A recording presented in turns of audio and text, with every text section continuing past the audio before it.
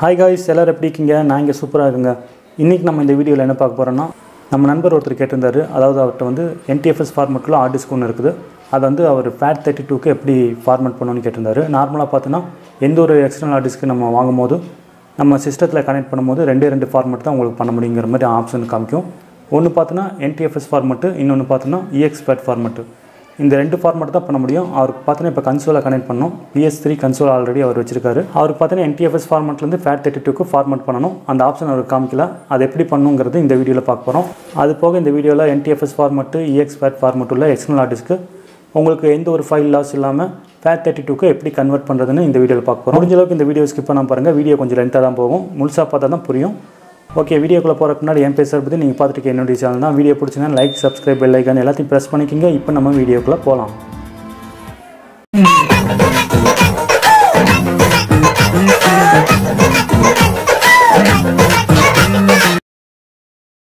நம்ம நண்பர்கிட்ட வந்து இப்போது எக்ஸ்டர்னல் ஹார்ட் டிஸ்க் வந்து இருக்குது. அவர்கிட்ட பார்த்தீங்கன்னா NTFS ஃபார்மெட்டு தான் இருக்குது. ஓகேங்களா, NTFS ஃபார்மெட்டு தான் இருக்குது. அவர்கிட்ட பார்த்தீங்கன்னா PS2 கன்சோலும் இருக்குது, PS3 கன்சோலும் இருக்குது, ப்ளஸ் கேம்ஸும் இருக்குது அவர்கிட்ட. அவர் வந்து இந்த NTFS ஃபார்மெட் ஹார்ட் டிஸ்க் தான் வச்சுருக்காரு. இதில் போட்டுன்னா ஒர்க் ஆகாது, கன்சோலில் ஒர்க் ஆகாது. இந்த ஹார்ட் டிஸ்க் வந்து நம்ம எப்படி FAT32க்கு ஃபார்மெட் பண்ண போகிறோன்னு இந்த வீடியோவில் பார்க்க போகிறோம். பொதுவாக எந்த எக்ஸ்டர்னல் ஹார்ட் டிஸ்க் எடுத்துட்டாலும் உங்களுக்கு நார்மலாக அது வரும்போதே பார்த்தீங்கன்னா உங்களுக்கு NTFS ஃபார்மெட் இந்த ஃபார்மெட்டில் தான் வரும். இதுலேருந்து தான் நீங்கள் ஃபார்மெட் பண்ணணும். அதாவது பார்த்தீங்கன்னா ரெண்டு ஃபார்மெட்டு தான் உங்களுக்கு எக்ஸ்டர்னல் ஹார்ட் டிஸ்கில் டிஃபால்ட்டாக வரும். ஃபார்மெட்டுங்கிற ஆப்ஷன் கொடுத்தோன்னா வந்துடும். இதில் பார்த்தீங்கன்னா ஃபைல் சிஸ்டம், இதில் டிஃபால்ட்டாக எந்த ஒரு எக்ஸ்டர்னல் ஹார்ட் டிஸ்க் நீங்கள் வாங்கினாலும் NTFS ஃபார்மெட்டில் தான் டிஃபால்ட்டாக வரும். ஓகேங்களா, அதுலேருந்து EXFATக்கு நம்ம ஃபார்மெட் பண்ணிக்கலாம். இல்லைனா EXFATல இருந்துச்சுன்னா NTFS ஃபார்மெட்டுக்கு எக்ஸ்டர்னல் ஹார்ட் டிஸ்க் வந்து நீங்கள் ஃபார்மெட் பண்ணிக்கலாம். இந்த ரெண்டே ஆப்ஷன் தான் வரும். சரிங்களா, FAT32ங்கிற ஆப்ஷன் வராது. ஒன்று EXFATக்கு ஃபார்மெட் பண்ணிக்கலாம், இல்லைனா NTFS ஃபார்மெட்டுக்கு ஃபார்மெட் பண்ணிக்கலாம். இப்போது நம்ம FAT32 எடுத்துக்கலாம். இந்த ஹார்ட் டிஸ்க் பார்த்தாலும் உங்களுக்கு சேம் அதே மாதிரி தான் காமிக்கும், NTFS EXFAT. ஓகேங்களா, ஆனால் இது பார்த்தீங்கன்னா FAT32 ஃபார்மெட்டில் தான் இருக்குது. எப்படி நீங்கள் இதை பண்ணீங்க நீங்கள் கேட்கலாம், சொல்கிறேன் நான். FAT32 ஓகேங்களா. இப்போ நம்ம இந்த ரெண்டு ஹார்ட் டிஸ்க்கும் சரிங்களா, அதாவது NTFS ஃபார்மெட்டில் இருக்க ஹார்ட் டிஸ்க்கும் சரி, இல்லை EXFAT ஃபார்மெட்டு இந்த ஹார்ட் டிஸ்க்கு, இந்த ரெண்டு ஃபார்மெட் உள்ள ஹார்ட் டிஸ்க்கு நம்ம எப்படி FAT32க்கு கொண்டு வர போகிறோன்னு இந்த வீடியோவில் பார்க்கலாம். அதுக்கு வந்து உங்களுக்கு ஒரு சாஃப்ட்வேர் தேவைப்படும். அந்த சாஃப்ட்வேரோட பேர் வந்து இதுதான், ஓமை பார்ட்டிஷன் அசிஸ்டண்ட் 8.9 வெர்ஷன். சரிங்களா, ஓகே, இதை ஓப்பன் பண்ணிக்கலாம். ஓப்பன் பண்ணிச்சுன்னா இன்டர்ஃபேஸ் இப்படி தான் இருக்கும். ஓகே, இன்டர்ஃபேஸ் இப்படி தான் இருக்கும். சரிங்களா,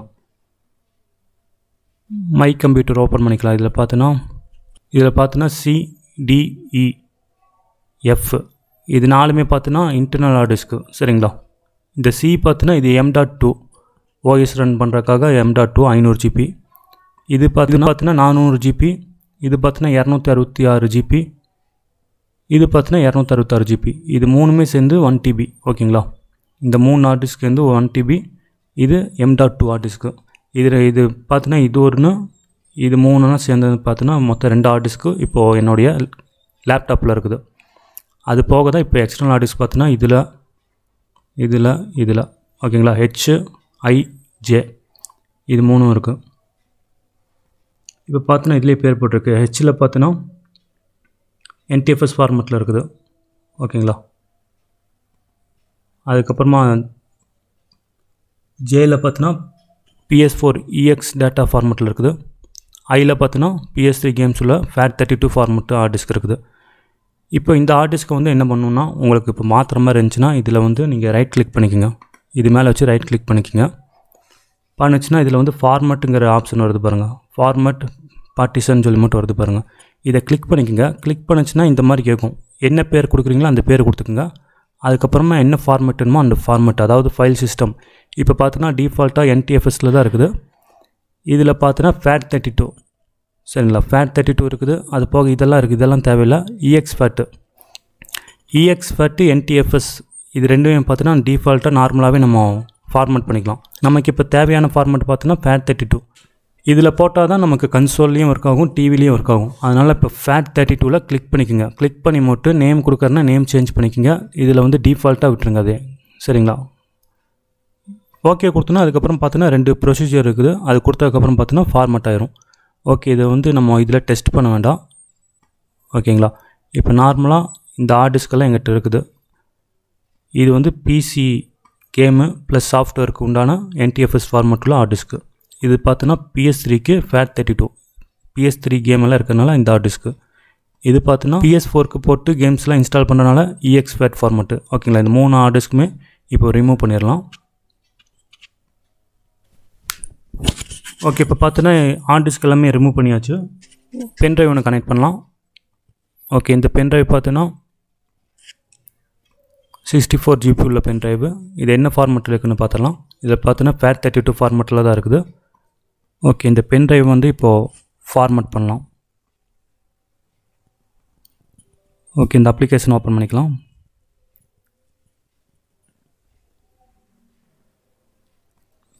ஓகே, இந்த பென்ட்ரைவில் ஏதாவது ஃபைல்ஸ் இருக்கான்னு பார்த்துக்கலாம். இப்போ பார்த்தோன்னா PS3 கன்சோலை கனெக்ட் பண்ணிட்டு இருந்த பென்ட்ரைவ் தான். PS3 அப்டேட் ஃபைல்லாம் இருக்குது பாருங்கள். அப்டேட் ஃபைலு ப்ளஸ் மல்டிமென்லாம் இருக்குது.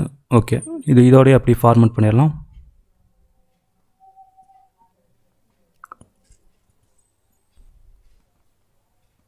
இங்கே பார்த்தோன்னா FAT32 57.26 GB. சரிங்களா? 64 GBக்கு வந்து இவ்வளோ தான் வரும். இது பார்த்தோன்னா இப்போ FAT32 ஃபார்மேட்டில் இருக்குது.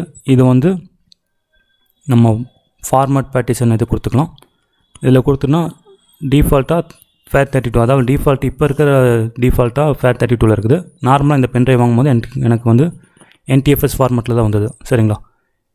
இதை நம்ம NTFS ஃபார்மேட்லேயே இப்போ ஃபார்மேட் பண்ணலாம். ஓகே, இப்படி ஓகே கொடுத்தோன்னா ஓகே கொடுத்ததுக்கப்புறம் எதுவுமே ஆகலைன்னு பார்க்காதீங்க. இங்கே வந்து அப்ளைங்கிற பட்டன் இருக்கும் பாருங்கள், ரைட் போட்டு. சரிங்களா? இதை வந்து கிளிக் பண்ணிக்கோங்க. இது அப்ளை கொடுத்தா தான் உங்களுக்கு ஃபார்மேட் ஆகும். ஓகேங்களா? எல்லாம் செக் பண்ணிக்கோங்க. இதெல்லாம் NTFS new volume 4K size மாற்றிக்கிட்டு எதுவும் நீங்கள் பண்ணிடக்கூடாது. அதுக்காக கன்ஃபர்மேஷனுக்கு உங்களுக்கு காமிக்குது. இதெல்லாம் செக் பண்ணி மட்டும் அதுக்கப்புறமா நீங்கள் ப்ரொசீட் கொடுத்துக்குங்க. கொடுத்தோன்னே இப்படி கேட்கும். அதாவது சார்ஜ் போடணும். 70% மேக்ஸிமம் சார்ஜ் இருக்க மாதிரி பார்த்துக்குங்க. அதாவது உங்களுக்கு லேப்டாப்பில் பண்ணுற மாதிரிச்சுன்னா லேப்டாப்பில் பெரிய ஜிபி உங்களுக்கு வந்து ஃபார்மேட் பண்ணும்போது கொஞ்சம் டைம் எடுத்துக்கும். ஓகேங்களா? ஓகே கொடுத்துக்குங்க. Continue work without power connection, power is loss. 60% தான் எனக்கு இருக்குது, அதனால் ஆக மாட்டேங்குது. ஓகே, இப்போ நான் சார்ஜ் குத்திக்கிறேன் லேப்டாப்பில். ஓகே, இப்போ நான் சார்ஜ் பண்ணிட்டேன் லேப்டாப்பில். இப்போ ஓகே கொடுத்து பார்க்கலாம். இப்போ ஃபார்மேட் கொடுத்து பார்க்குறேன். Are you sure you want to start? Yes கொடுத்துக்கலாம். எஸ் கொடுத்தோன்னா ஃபார்மேட் ஆக டைம் தொடங்கிடுச்சு. இதில் பார்த்தோன்னா எதுவுமே இல்லை, மொத்தமாக கொஞ்சம் தான் இருந்தது. அதிகபட்சம் ஒரு 300 MBக்குள்ளே தான் இருந்திருக்கும். அதனால் பார்த்தோன்னா டக்குன்னு ஃபார்மேட் ஆயிடுச்சு. அவ்வளோதான். Congratulation, all operation have been completed successfully. ஓகேங்களா? ஓகே கொடுத்தோன்னா ஓகே ஆயிரும். ரீலோடிங்னா பேஜ் டோட்டலாக ரெஃப்ரெஷ் ஆகி மட்டும் காமிக்கும். இப்போ பார்த்தோன்னா NTFS ஃபார்மேட்டில் ஒர்க் ஆகிருச்சு, அதாவது ஃபார்மேட் ஆகிருச்சு. ஓகேங்களா? இப்போ அதை செக் பண்ணி பார்த்தலாம்.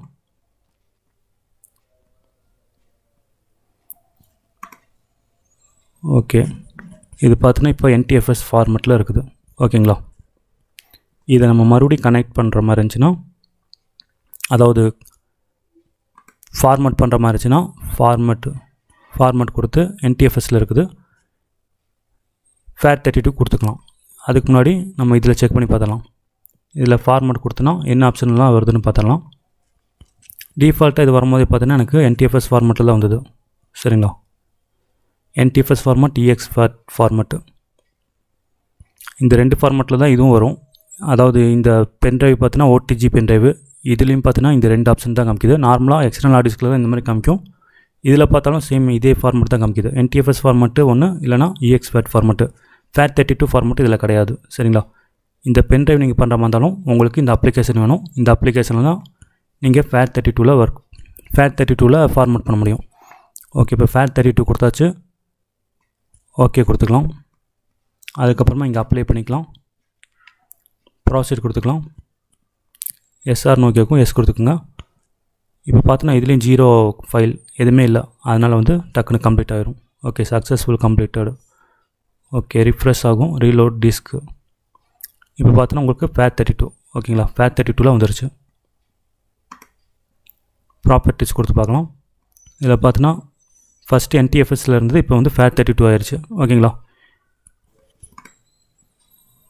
ஓகே, இது பார்த்தோன்னா EXFATல இருக்குது. நம்ம வந்து ஃபார்மட் பண்ணிக்கலாம்.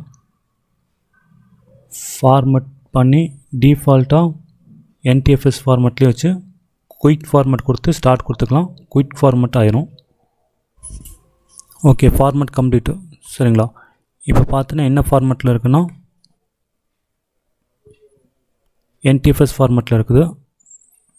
இதுக்குள்ளே பார்த்தோன்னா எந்த ஒரு ஃபைலும் இல்லை. இதில் வந்து நம்ம ஒரு ஃபைல் மட்டும் சும்மா எக்ஸாம்பிளுக்கு ஒரு ஃபைல் மட்டும் நம்ம காப்பி பண்ணிக்கலாம். காப்பி பண்ணி பேஸ்ட் பண்ணிக்கலாம். இது பார்த்தோன்னா FileZilla ஃபைலு. இது வந்து 13 MB. சரிங்களா. இந்த ஃபைல் உங்களுக்கு வேணும், ப்ளஸ் இந்த NTFS ஃபார்மட் இல்லாமல் எனக்கு FAT32 வேணும் அப்படிங்கிற மாதிரினா நீங்கள் ஃபார்மட் பண்ண வேண்டிய அவசியம் இருக்காது. ஃபார்மட் பண்ணாமையே உங்களுக்கு கன்வெர்ட் பண்ணிக்கலாம். இந்த NTFS ஃபார்மட்லேருந்து EXFAT ஃபார்மட்டு அல்லது FAT32 ஃபார்மட்டுக்கு கன்வெர்ட் பண்ணிக்கலாம். ப்ளஸ் இதில் இருக்கிற ஃபைலும் லாஸ் ஆகாமல் கிடைக்கும். அதாவது 4 GB கம்மியாக இருந்ததுன்னா உங்களுக்கு FAT32ல் கன்வெர்ட் ஆகி ப்ளஸ் இந்த ஃபைலும் உங்களுக்கு கிடைக்கும். சப்போஸ் இந்த ஃபைல் சைஸ்லாம் பார்த்தீங்கன்னா 4 GBக்கு மேலே இருந்துச்சுன்னா உங்களுக்கு NTFS ஃபார்மட்லேருந்து EXFAT ஃபார்மட்டாக கன்வெர்ட் ஆகிரும். ப்ளஸ் அந்த ஃபைலெல்லாம் லாஸ் ஆகாமல் உங்களுக்கு அந்த ஃபைலும் உங்களுக்கு கிடச்சிரும். சரிங்களா. இப்போ பார்த்தோன்னா நம்ம NTFS ஃபார்மட்லேருந்து FAT32க்கு போகலாம். ப்ளஸ் ஃபார்மட் இல்லாமல் இந்த FileZilla ஃபைல் உள்ளே இருக்குதுல்ல உங்களுக்கு, இந்த ஃபைலோடையே கிடைக்கிற மாதிரி நம்ம இப்போ பார்க்கலாம். சும்மா ஒரு எக்ஸாம்பிளுக்கு. ஓகேங்களா. இந்த அப்ளிகேஷன் இப்போ ஓப்பன் பண்ணிக்கலாம். ஓகே, ஓப்பன் ஆயிடுச்சு அப்ளிகேஷன். ஓகே, இது பார்த்தோன்னா NTFSல இருக்குது. இதை ஜஸ்ட்டு கிளிக் பண்ணிக்கோங்க. ஃபார்மட் பண்ணுற மாதிரிச்சுன்னா ரைட் சைடு கிளிக் பண்ணிக்கோங்க. ஃபார்மட்டுங்கிற ஆப்ஷன் காமிக்கும். சரிங்களா. ஓகே, இதை கிளிக் பண்ணிவிட்டு இதிலேயே பார்த்தோன்னா உங்களுக்கு நிறைய ஆப்ஷன் இருக்குது இதில். சரிங்களா. இதில் வந்து கன்வெர்ட்டுங்கிற ஆப்ஷன் வரும். ஆல் டூல்ஸ் இதில் கொடுத்தோன்னா பாருங்கள், NTFS to FAT32 கன்வெர்ட்டர்னு இருக்குது பாருங்கள். அதை கிளிக் பண்ணிக்கோங்க. கிளிக் பண்ணிச்சுன்னா அதுலேருந்து வெளியே வந்து இப்படி காமிக்கும், NTFS to FAT32 convert NTFS to FAT32 without losing data. ஓகேங்களா. அதில் என்னென்ன டேட்டா இருக்குன்னு சர்ச் பண்ணி பார்க்கும். அதே மாதிரி பார்த்தோன்னா உங்களுக்கு FAT32 வந்து NTFS போகிற மாதிரி இருந்துச்சுன்னா அதுலேயும் safety convert FAT or FAT32 to NTFS அதுலேயும் உங்களுக்கு பார்த்தோன்னா டேட்டாஸ்லாம் எதுவும் இல்லாமல் கிடைக்கும். இப்போ பார்த்தோன்னா NTFSலேருந்து நம்ம FAT32க்கு போகலாம் வித்தவுட் லாஸ் டேட்டா. ஓகேங்களா. நெக்ஸ்ட்டு கொடுத்துக்கலாம். அதில் ஸ்கேன் ஆகும். அதாவது உங்களுக்கு என்னென்ன எந்த ட்ரைவு அதில் வந்து பெரிய, அதாவது NTFS ஃபார்மட் உள்ள 4 GBக்கு மேலே உள்ள ஃபைல் இருக்கா அந்த ஹார்ட் டிஸ்கில் என்ன அதுன்னு சர்ச் ஆகும், ஸ்கேன் ஆகும். அதுக்கப்புறமா தான் உங்களுக்கு கன்வெர்ட் ஆகும். ஓகே, இப்போ பார்த்தோன்னா NTFS ஃபார்மட்டில் இந்த ஹார்ட் டிஸ்க் எல்லாமே காமிக்குது. இது பார்த்தோன்னா இந்த 3மே என்னோடய லேப்டாப்பில் இருக்கிற ஹார்ட் டிஸ்க்கு, இன்பில்ட்டாக இன்டர்னல் ஹார்ட் டிஸ்க்கு. சரிங்களா. இப்போ இந்த ஹார்ட் டிஸ்க், அதாவது இந்த பென் ட்ரைவ், ஹார்ட் டிஸ்க் கிடையாது பென் ட்ரைவு, இதை நம்ம கிளிக் பண்ணி மட்டும் நெக்ஸ்ட்டு கொடுத்துக்கலாம். நெக்ஸ்ட்டு கொடுத்தோன்னா இதில் வந்து எந்த ஒரு இதுவும் இல்லை, அதாவது NTFS ஃபார்மட்டில் இருக்கிற மாதிரி அந்த 4 GBக்கு மேலே உள்ள எந்த ஒரு ஃபைலும் இல்லை. அதனால் உங்களுக்கு சிம்பிளாக இப்படி வந்துருச்சு, கன்வெர்ட்டுங்க சொல்லி மட்டும் வந்துருச்சு. இப்போ பார்த்தோன்னா கன்வெர்ட் ஆக போகுது FAT32க்கு. ப்ராசஸ் கொடுத்தோன்னா உங்களுக்கு RSUR இந்த மாதிரி காமிக்கும். எஸ் கொடுத்துக்குங்க. எஸ் கொடுத்தோன்னா கன்வெர்ட் ஆகும். உங்களுக்கு நிறைய ஃபைல் எடுத்துன்னா டைம் கொஞ்சம் அதிகமாக எடுத்துக்கும். இதில் பார்த்தோன்னா 13 MB உள்ள அந்த FileZillaங்கிற ஒரே ஒரு ஃபைல் இருக்கனால டக்குன்னு சிம்பிளாக முடிஞ்சிடும். டைமிங் ஓடிட்டுக்கு பாருங்கள். சப்போஸ் உங்களுக்கு மூவிஸ்லாம் நிறைய மூவி இருந்தது, 100 GB 1000 GB 1 TB அந்த மாதிரி இருந்துச்சுன்னா உங்களுக்கு டைம் எடுத்துக்கும். சரிங்களா. ஓகே, இப்போ பார்த்தோன்னா கம்ப்ளீட் சக்ஸஸ்ஃபுல் வந்துருச்சு. ஓகே கொடுத்துக்கலாம், ஃபினிஷ் கொடுத்துக்கலாம். ஓகே, இது கேன்சல் கொடுத்துக்கலாம், அவ்வளோதான். இப்போ பார்த்தோன்னா ரீலோட் டிஸ்க்கு FAT32 ஃபார்மட்டில் வந்துருச்சு. இப்போ நம்ம இதுக்குள்ளே போய் செக் பண்ணி பார்க்கலாம். ஓகே, FAT32 ஃபார்மட்டு NTFSலேருந்து இப்போ FAT32 ஃபார்மட்டுக்கு ஆயிடுச்சு. யூஸ்டு வந்து 13.3 MBக்கு அந்த ஃபைலில் அப்படியே இருக்குது. FileZilla ஃபைல் அப்படியே இருக்குது. ஓகேங்களா. வித்தவுட் லாஸ், இந்த ஃபைல் உங்களுக்கு லாஸ் ஆகலை. இப்போ நீங்கள் வந்து இது NTFS ஃபார்மட்டாக இருந்து நீங்கள் கேம்ஸ் எல்லாமே இதுக்குள்ளே போட்டிருந்தா, அதாவது 4 ஜிபிக்கு கீழே இருக்கிற கேம்ஸ் எல்லாமே இருந்துச்சுன்னா உங்களுக்கு அந்த ஃபைல் எல்லாமே ஃபார்மட் பண்ணாமல் NTFS ஃபார்மட்லேருந்து உங்களுக்கு டைரெக்டாக FAT32 ஃபார்மட்டுக்கு நீங்கள் கன்வெர்ட் பண்ணிக்கலாம். பட் டைமும் ரொம்ப அதிகமாக எடுத்துக்கும். சரிங்களா, கன்வெர்ட் பண்ணுற மாதிரி இருந்துச்சுன்னா. இப்போ நமக்கு எந்த ஒரு டேட்டாவும் லாஸ் ஆகாமல் கன்வெர்ட் பண்ணுறது எப்படின்னு இந்த வீடியோவில் சொல்லியிருப்பேன் நான். அவ்வளோதான் கைஸ். இந்த வீடியோவில் பார்த்தீங்கன்னா உங்களுக்கு NTFS ஃபார்மட், EXFAT ஃபார்மட், அப்புறமா FAT32 ஃபார்மட், இந்த ஃபார்மட்லேருந்து உங்களுக்கு டைரெக்டாக எப்படி எக்ஸ்டர்னல் ஹார்ட் டிஸ்காக இருந்தாலும் சரி, பென்ட்ரைவாக இருந்தாலும் சரி, நம்ம FAT32க்கு எப்படி கன்வெர்ட் பண்ணுறது, எப்படி ஃபார்மட் பண்ணுறது, அதுக்கு என்ன அப்ளிகேஷன் தேவைப்படும் உள்பட எல்லாமே சொல்லியிருப்பேன். இந்த வீடியோ உங்களுக்கு யூஸ்ஃபுல்லாக இருக்கும்னு நினைக்கிறேன். இந்த வீடியோ பிடிச்சிருந்துன்னா ஒரு லைக் பண்ணுங்கள், உங்கள் நண்பர்களோட ஷேர் பண்ணுங்கள். நம்ம சேனல் இன்னும் சப்ஸ்கிரைப் பண்ணலான்னா மறக்காமல் சப்ஸ்கிரைப் பண்ணிக்கோங்க. கூடவே அந்த பெல் ஐக்கானே கிளிக் பண்ணிக்கோங்க. அப்போ தான் நம்ம சேனல்லேருந்து போடுற ஒவ்வொரு வீடியோவும் உங்களுக்கு உடனுக்குடன் நோட்டிஃபிகேஷனாக கிடைக்கும், உங்களுக்கு பார்க்குறக்கு ஈஸியாக இருக்கும். ஓகே கேஸ், இதே மாதிரி இன்னொரு வீடியோவில் உங்களுக்கு சந்திக்கிறேன். டேக் கேர், பாய்.